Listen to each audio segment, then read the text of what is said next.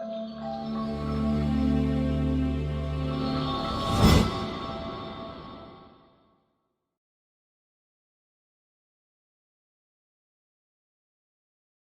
the big February 2023 release. This release really goes, like last release was Elvish architecture, and you guys see us do some really innovative things above, like at the roof line, right, with new roofs and some AI generated stuff there, and lots of Elvish architecture that works really, really well with other systems that are already deployed in these sets. This month we're going Dwarvish, and instead of focusing on above, we're focusing on below, what's underfoot. And this is really some innovative stuff that I've done with AI. I've been working with AI for months now, trying to crack the code to figure out how to use it for mapping. And I'm really excited about what I've got. And I've got a whole pipeline of stuff for you guys. But this is really being able to create terrains that are interesting and instant, that are underfoot terrains, right? When you're building modularly, it's really easy to get stuck in some bland terrains, and that's totally a thing of the past now. This new AI stuff that I'm going to be rolling out to you guys starting with this release is really, really fun. I'm also going to be using a new module that I haven't talked about before. It's been out for a while, but it just, thanks to the work from Caewok, the developer, Elevated Vision is now able to be used with tile-based scenes like the ones I make. And that pulls it all together. It lets you build these really cool, tactically accurate and interesting maps that's really, really easy to do. You don't have to worry about tiles and trying to, or drawings, and make users kind of pop up when they get into plateaus and stuff. It's just, you can just draw the terrain like it should be. And it's super, super gratifying. I've got an entire video and tutorial on how to use Elevated Vision that's coming out today also. So I recommend you check that out to see how you can design maps with it. But besides the 2D stuff, we also have a bunch of 3D stuff. As you know, the contest is going on right now. You can still get access to all of my 3D assets and all of Ripper's 3D canvas module for just $3. It's just at the channel supporter tier. Of course, all the other tiers also support the 3D content this month for February. So if you haven't entered the contest, it ends in about 2 weeks, so about halfway through the month. And you can get in, share maps with the community. It's super fun. I recommend just getting in and checking out what some of the community members have made. It's really cool. I've contributed maps. Swift has contributed maps, and the community's contributed maps all to that tool. It's super, super fun. For this month, we are deploying all sorts of new props, tons of stuff that will let you guys make even cooler and cooler maps. We're taking advantage of a lot of Ripper's new functionality with terrains. You can automatically generate terrains now. It's really fun. So we've got new scenes that are really hand sculpted. These are scenes that are harder for you or for just the regular person to come in and make. So that's where we spend our time, is just making pieces that are extra designed and full of artwork that you guys can just use right out of the box. And finally, on the Dungeondraft side, we have a bunch of new components for that as well. These are things like colorable rocks. Like, we have so many rocks from different artists, and they're all in these different colors, and sometimes it's not really quite the color that you want. So we said, let's just make colorable versions. That way you can use them in any environment, from white to very, very dark, and they're just really, really flexible. And some other components that I'll let Zephyr go into when he talks about the Dungeondraft release itself. We also brought a lot of tiles into the Foundry modules as well, so that you have them in there too. So with that, let's jump into the detailed walkthrough. Okay, so first of all, where you find the new content, you've got the Baileywiki Towns, which has the new AI train stuff in it, and then District 1, which is where all the compendiums for the city districts are, and then the actual tiles and content itself is in District 5, the affluent district. Once you get those installed, if you open up the Towns compendiums, you have the Actor compendium, and you have the terrain tiles, single actor there for those. And then you've got quite a bit of new scenes here in the Towns scene folder.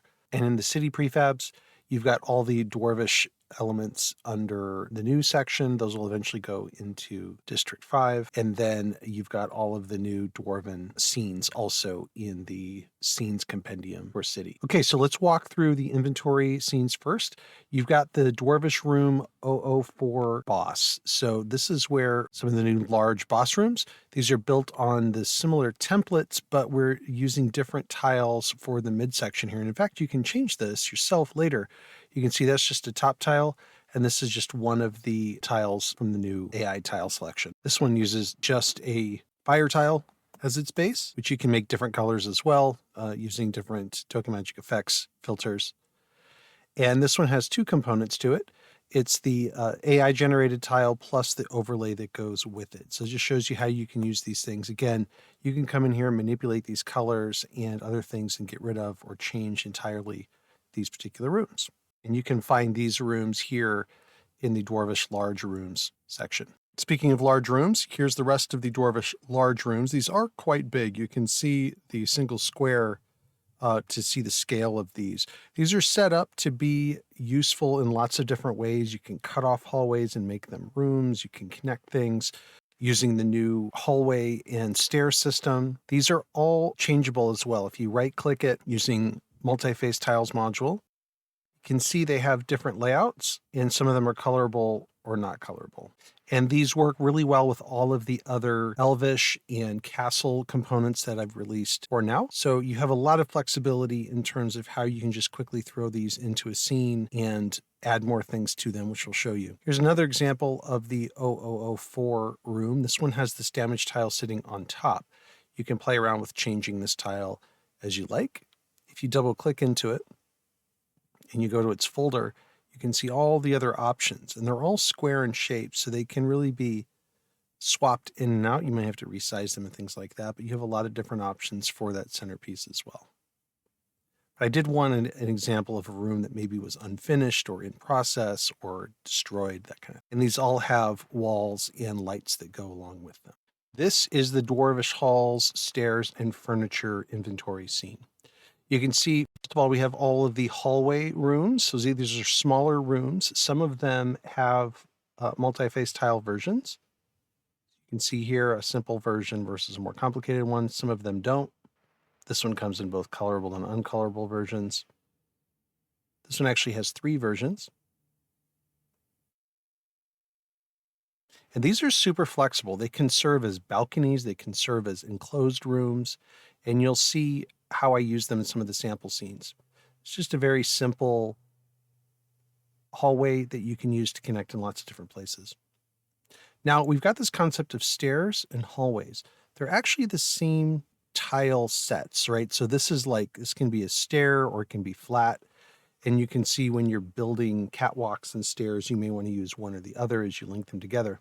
These are also the same underlying components, but the difference is that these here are stairs. They are considered shorter walls. They're open to be able to see through them, and you can build these in a way that you can look out over things.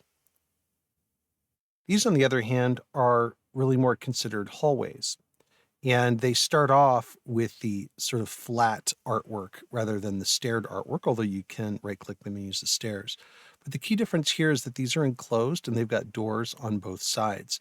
They also have overhead doors built in. So these big steel doors, which you can right-click and change to wooden doors, these are built in just so it's easy to be able to drop these in and have doors already there. You may want to delete them when the doors themselves, when you start putting these things together, you make a long hallway, you don't have to have doors separating all of them. But it's easier to delete things than to add things, so I just included a door with each one of them. We also have Dwarvish portals. So we have big portals like these that are meant to serve as overhead tiles like other doors are. You can make them, scale them very large, very small, that sort of thing. You also have this portal here where it has multi-face tile enabled on it, but it's also matte enabled. And if your players come and they click on these, you just drop the prefab in, it comes with the door already set and all of the logic. They can open that and hear a nice sound and see a nice satisfying animation. These are some more doors, portals that you can just drop in. These are interchangeable, but I've also added some of these as well. These are from the castle set. I just wanted to put them into a single tile set that you could have in one place. You can see they're under dwarvish portals, under tile set. Next up, we have all these new pillars. So these are dwarvish pillars. This pillar is meant to serve as a base for a chain to mount to. You can see they all have, these have walls already embedded in them. These are really more of like overlays for existing pillars. You can certainly add walls after you put them in, but my goal here was to be able to drop these into any of these rooms. You can see we use the same exact tile and dimensions. So you can just drop these onto a room.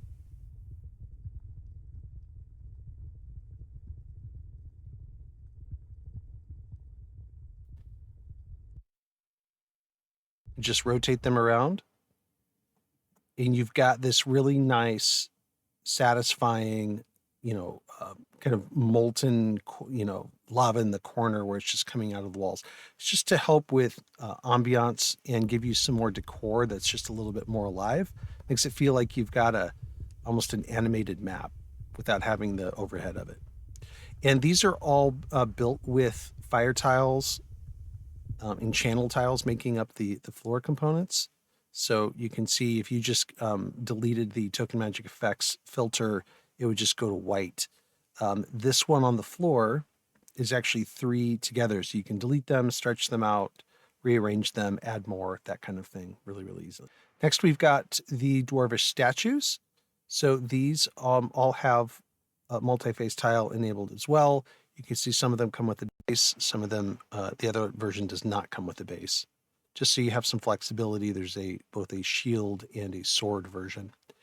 Then you've got all of the furniture. So these are basically chairs and tables with the dwarvish motif. So you can drop these into your scenes, cover tables with existing artwork with something that's a little bit more dwarvish. They're all resizable and flexible. And of course, they also come with colorable versions and they're tintable. So super flexible. You just use the Dungeondraft filter to be able to color these in different ways. So really just help you drop these into any scene and let them match the motif that you're working with. This is colorable just on its own, and a couple of different colorable versions of this one. Pretty easy. You just drag in the whole tile set onto a map, and then you can start using them. Okay, so here's the doors and how that tile set works. You just release them from the prefab and you're off to the races. Now we've got the more dwarvish pillars, chains, smelts, and smelters. These come as prefab. So like here's a chain prefab and you can just drag it out from over here. Here's an example of one of these. This is a chain that comes already reinforced with some components to it. These chains are really pieces. You can see these different pieces. If you want your chain to go down and tapered towards the end, they all come with that tapered, it comes with that tapered kind of look.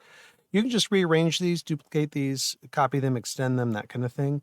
But you can see the pieces broken out here, and it's just really meant for them to be flexible and for you to design your scenes however you need to. We also have these smelters in different sort of pre-configurations. They are built with the same modular components. Here's a smelter, and it's just a couple of those pillars, but I just put them into a single design so they're easy to work with. But if you click it, it's got Monk's Active tiles enabled. And so you can create traps out of these interactive elements. They come both full and empty. And again, you can put the basic component down, and then because it's built with tiles, you can extend it or retract it as much as you need. Position them where you want to. You'll see in my other map designs that I did with this release, you can resize these really easily. So if I want it twice the size, for example, it'll scale it up really nicely and you can do lots of really cool stuff with it. We also have these other smelters, again, built with components and again with token magic effects filters on the inside of them. If we turn on quick edit mode, we can see these components, right? So that's just a fire tile that's been put in the middle. You can put other things in the middle of these. You can also scale these up and make them platforms that your players can stand on. There's all kinds of flexible things you can do with these components.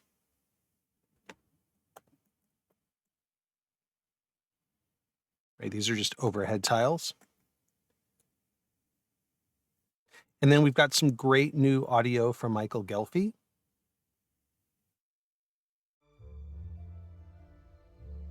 Got some new music loops, specifically Vetra and Alenia. Both really useful in lots of different environments. And then, of course, we've got some of Michael's great Dwarven underground stuff. So we have an underground city, which has this cool little, like a Dwarven speech in the background. And then we've got this Dwarven tavern loop, which, of course, you need one of these. Now let's look at some of the Dwarven scenes.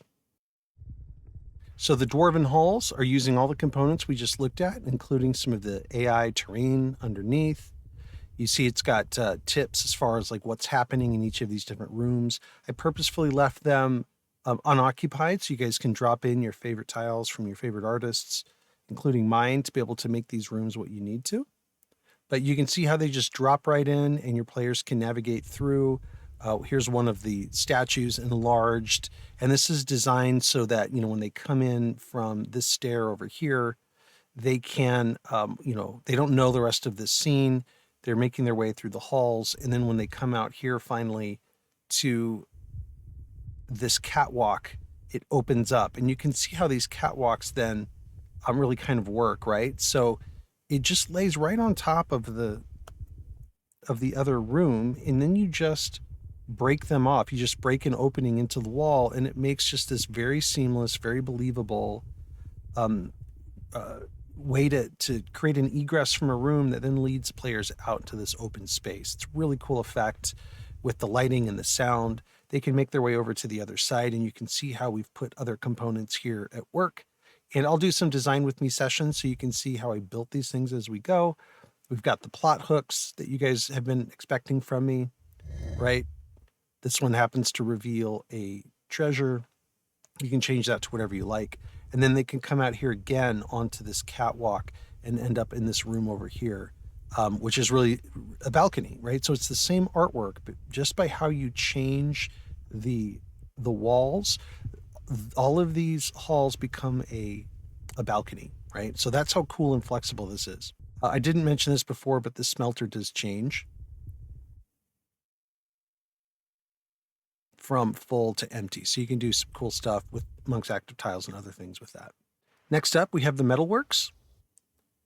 And the idea is your players can come in here. You can see how all of these assets come into effect and make a really cool interactive space. They make their way around the corner. They're seeing some pipes and other things coming out. And you can see some of these other components, right? So these smelters that will dump on your players if they click on them or if you click on them as a GM.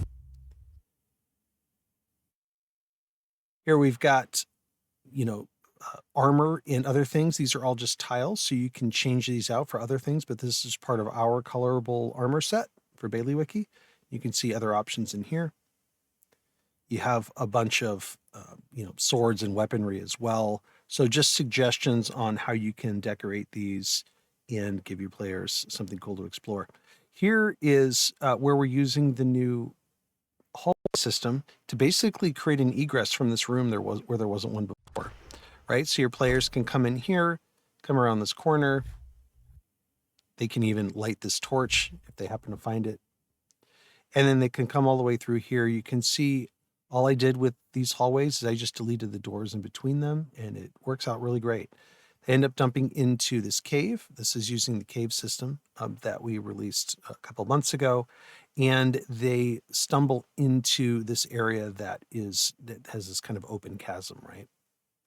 If they make their way further down, they get to this sort of adjunct area where there's a cave here as well. And you can turn this into a Monk's Active Tile and have somebody walk into it and then teleport somewhere else, for example, or just let your players discover it. but you can see how these terrain components look really, really cool, right? So we went from a really nice sort of engineered space to this great segue into like a really interesting, organic looking, rocky place that looks like it clearly hasn't been domesticated yet by the dwarves, right? Here's an example of a boss room using some of the room components I showed you before, with some of these chains coming off of some of these dwarvish statues. And here these chains come and descend down onto some mountings here. So it really gives your players a sense of depth, right? So they can walk under. These are all overhead tiles that can walk under it and really have this massive change of depth, right? And some of these other little embellishments, right? Like this floor tile that's just set at a lower opacity. This just gives you the ability to decorate these scenes however you like, right? Here's some dragons that are also set at low opacity. Lots of the assets that we've been making and using kind of all brought together. I really like this Dwarven village. You can hear the Dwarven village audio in the background. As you make your way through, you notice there's no roofs. The idea is that these are, there's not roofs in a Dwarven village. Maybe they're more etched into the rock. A lot of the components you've seen before from the past releases. There's a little outdoor oven with some animation interactive components. This just shows you how you can use existing assets to really quickly just make a Dwarven village. We have a catwalk that leads us across this, this airy gap. Right, we've got another one of our Dwarven statues here to give us some ambiance. We've got some of these mushrooms that have been colored using the Dungeondraft color filter. This is actually a guard tower. Your players can go in it. They can actually go up. In here, they click on the bell. It's actually a bell tower, right? And so you can have some battles up here in the bell tower, and kind of some interesting skirmishes, right? If you don't want this just to be an exploratory map. The Great Forge is a fun map. This map, the idea is you kind of start the map here, and your players can make their way down, and you'll notice that there's chains up above to really give this sense of depth. So they continue to kind of spiral their way down. And what you can't see here, but your players will see, is you notice these rivers of lava. Well, if your players get down here close enough to this smelter and they click it,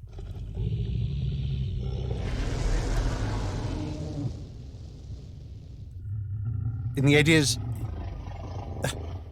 I love it. So that's a dragon noise that I said, you know what, I'll bet, like if they were going to activate something this large from a device perspective, this smelter that kind of pours out impurities into the depths below, and it generates just a super pure alloy, right? That's the idea of this great forge.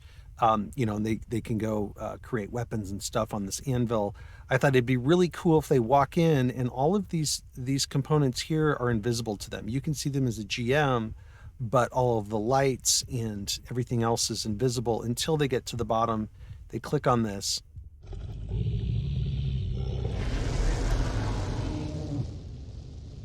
And your players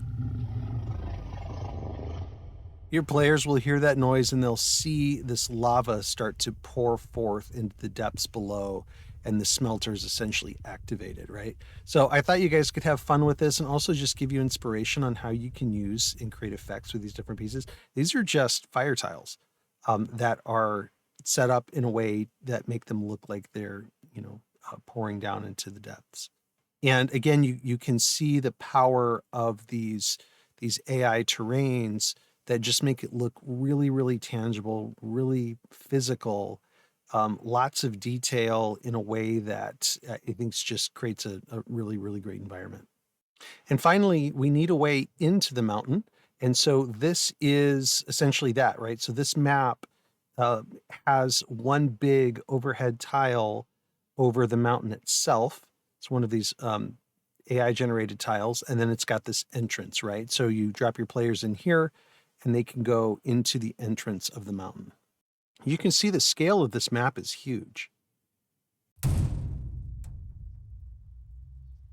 And as we walk in, we have other really cool animated effects. We go immediately onto this catwalk. We hear this, we see the chasm down below, and we hear the air blowing. And here we've got just some of the town pieces, right? We used a town piece, an armor shop, right? So maybe this is where the dwarves do their dealings with the outside elves and humans. They bring them in and they show them their wares. Here you can see how easy it is to connect two rooms with the hallway components, like I showed you before. And then we've got some of those dwarvish furniture pieces, those custom pieces here now in play, right? Maybe this is where they consummate the deal and make things happen. Those are all tiles. You can change them, and you can change the decor and what I've chosen and swap them out with other tiles, or use tiles from other artists for that matter.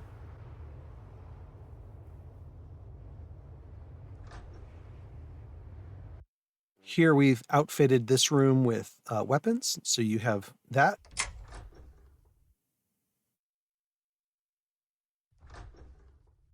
And here we've just got an obelisk. I said, let's just put something magical in here that might be mysterious. Again, it's behind a locked door. It's something that you can use as a plot hook.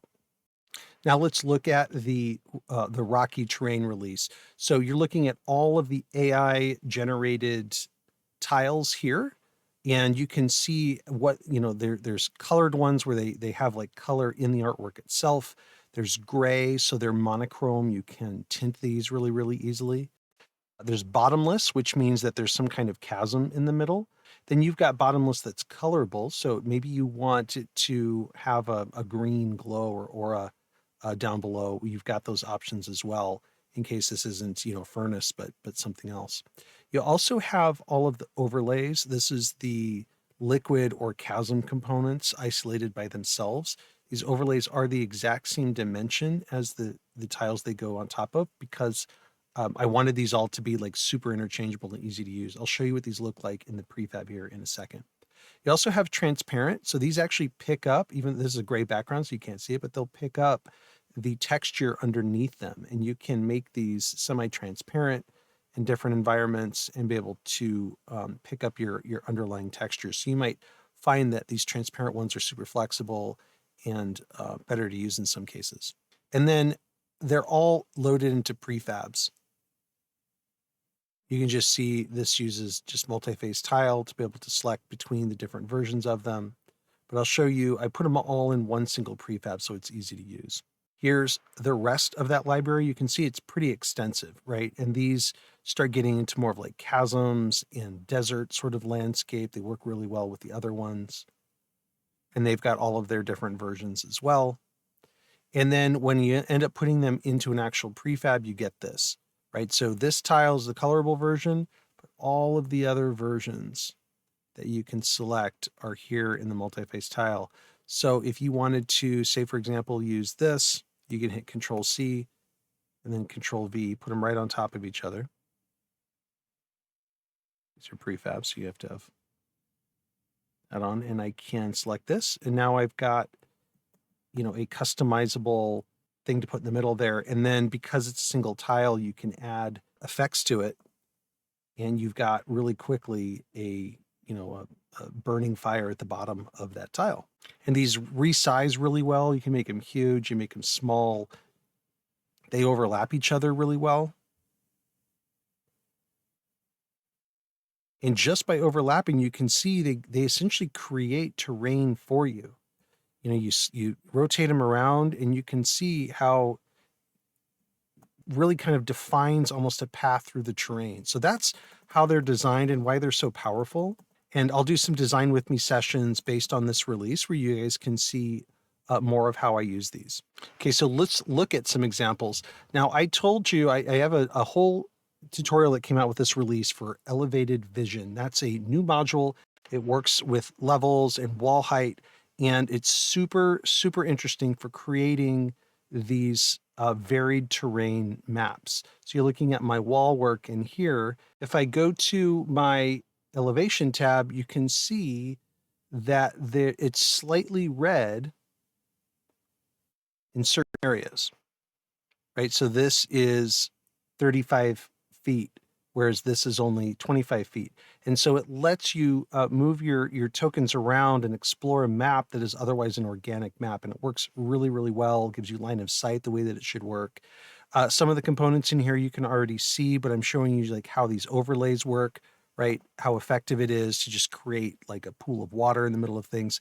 You've seen some of these cave releases in the past. Here's another cave like I showed you before that can be discovered or changed into something else. Some of these other overlays, like here's a plot hook, right? That's a symbol that's set to semi-transparent sitting on the ground. It's kind of waiting for players to discover it. But lots of really cool terrain to navigate here in this map. Next, we have the Badlands, and we have these in a few different versions. We have colored, monochrome, and then transparent. And this is just a really fun map, and it was really fun to build. The idea is you can drop your player into this little ravine, and your players can navigate around and try to find a way out.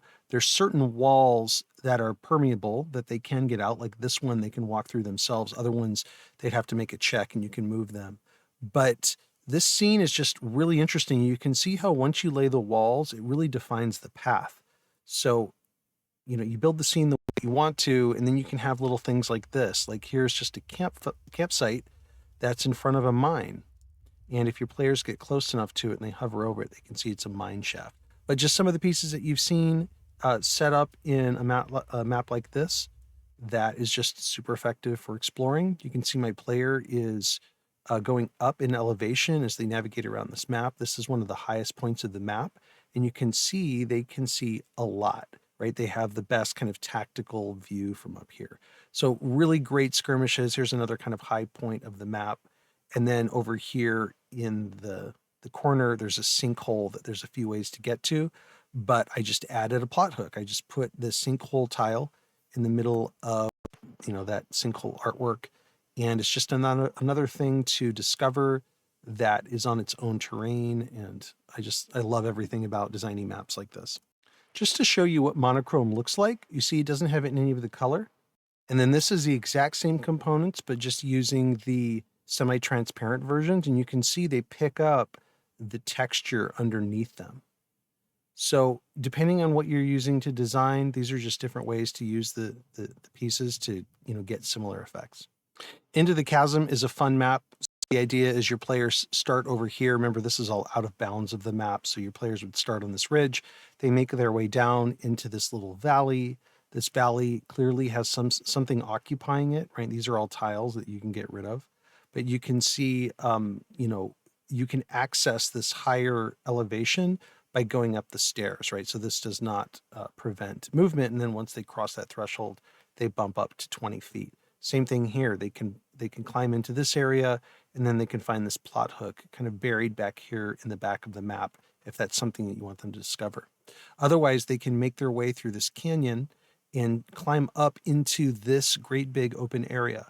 Now, you could put lots of stuff in here. You could have a camp. You could have a little town in here. You could have nothing and have a big skirmish with a boss. Lots of stuff as they walk into this area. But if you have the lights off and they get into this scene, this is a really nerve-wracking, gloomy, mysterious area. I need to get my players onto ground level so that I can have them automatically bump up to the right level. Here we go. Now we're at 20 feet. And you could put torches. I mean, do all sorts of stuff here. Put a obelisk or something else. If they finally make their way up to here, they're now faced with this giant chasm, right? And what's in it? Should they jump? Is there a boss that they fight here? They'd have to tactically move around these edges of this room with not a lot to work with, right? So it could be a really interesting combat scene if you guys want to use it that way.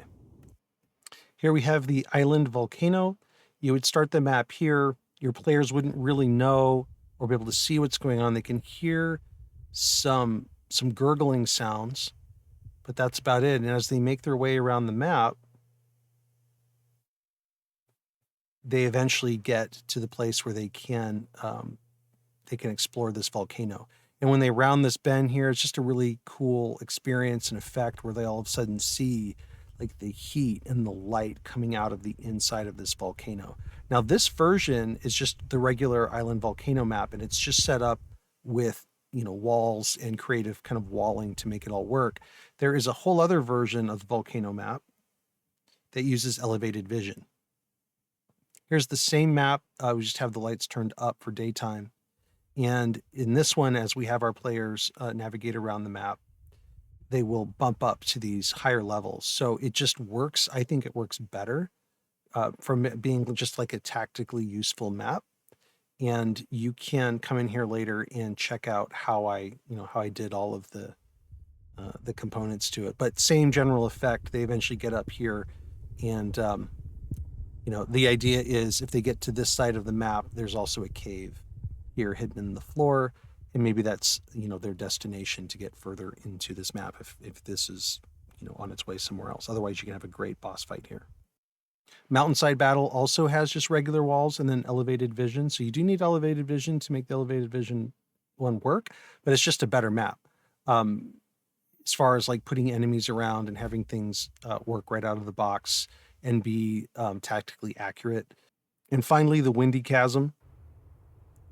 You can see the general layout of this. This chasm is just a huge drop. Your players would start in an area like this.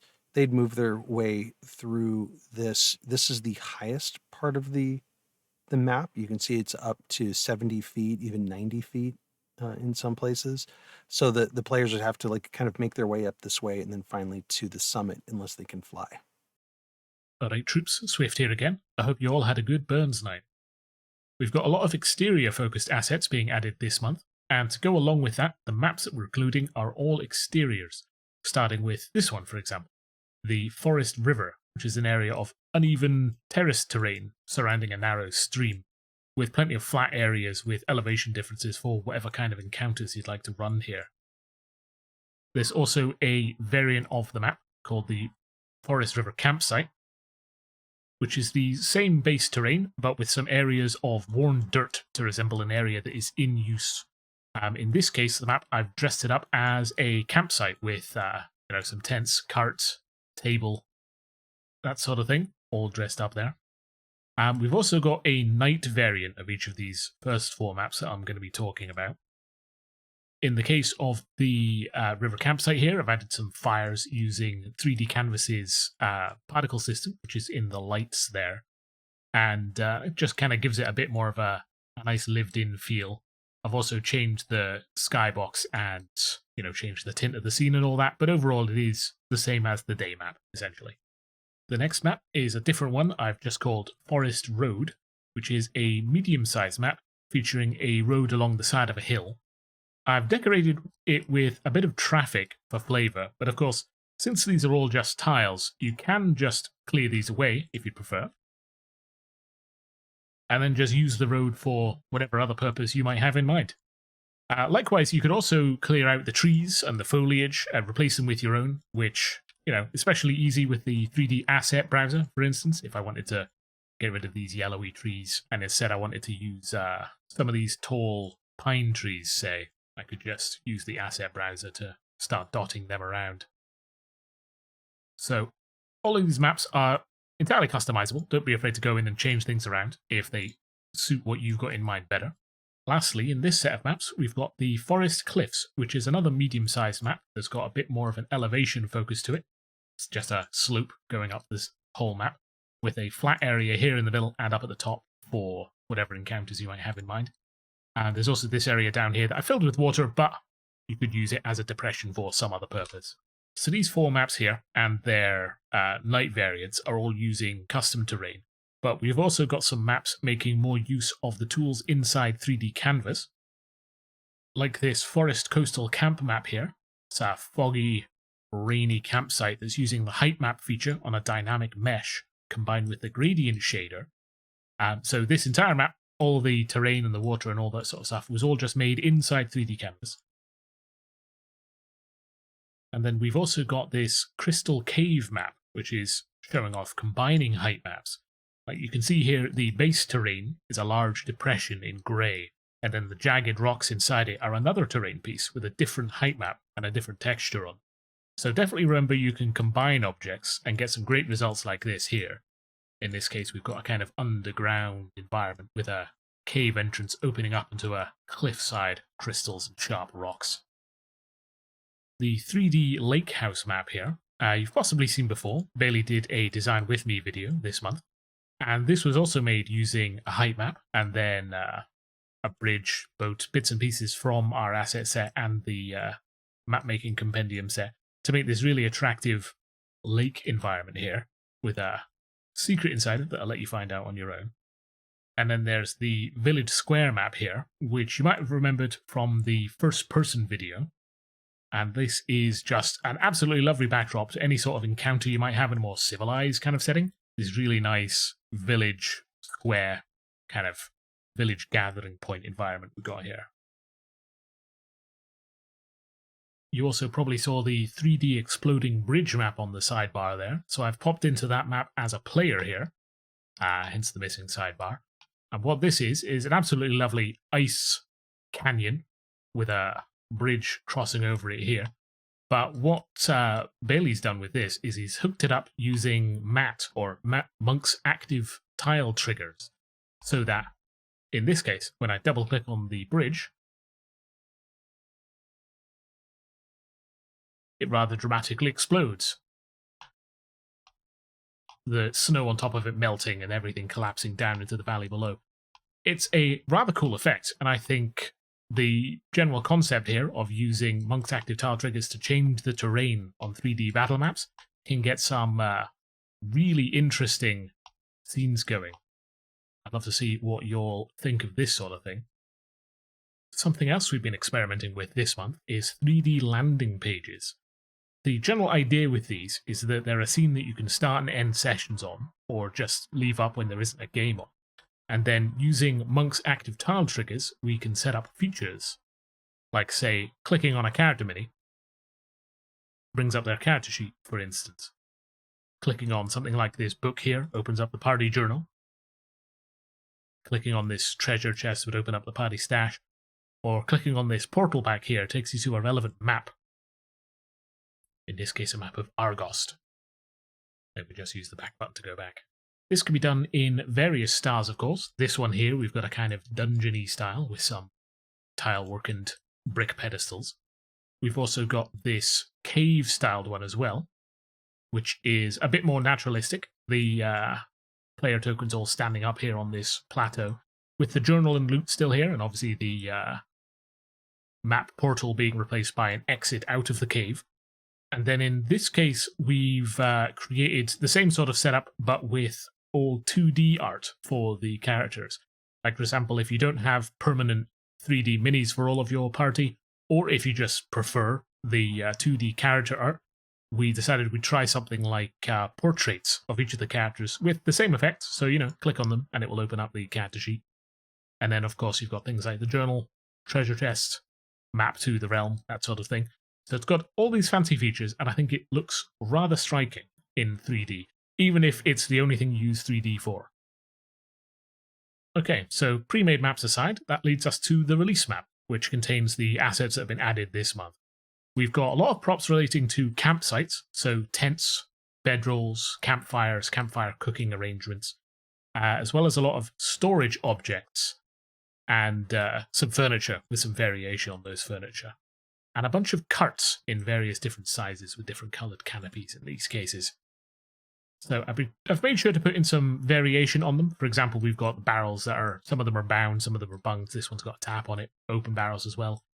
Open and broken crates. And then different sizes of chests that are open and open with treasure as well.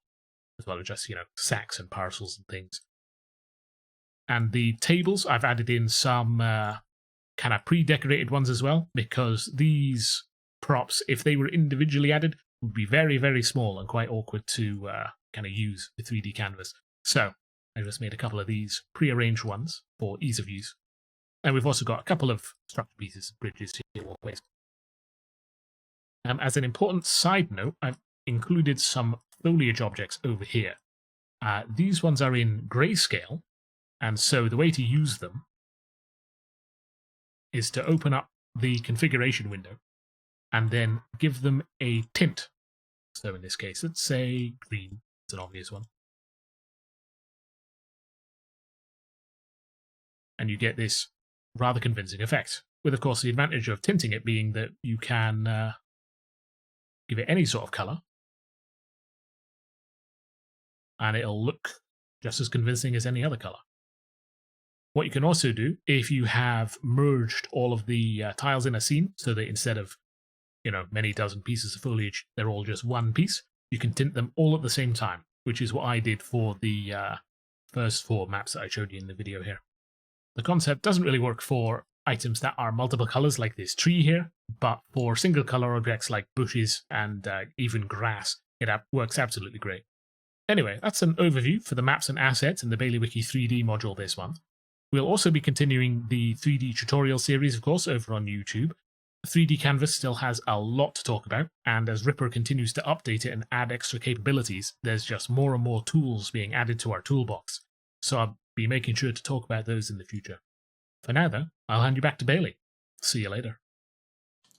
New in Dungeondraft this month, we have the first installment of our nature assets to the Baileywiki Assets A group.